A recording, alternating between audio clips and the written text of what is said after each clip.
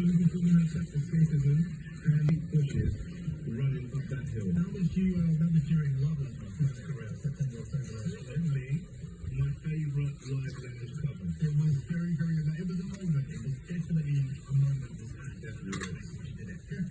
So this is Ray in the live lounge.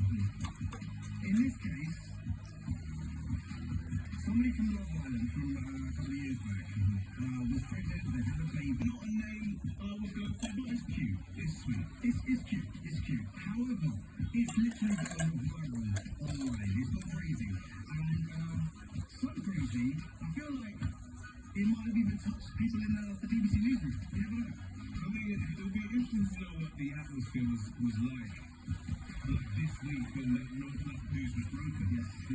There's someone called Kirsty Grant who used to work on Newsbeat, and I think now she works for the BBC News. I think we should contact her and find out what the vibes are.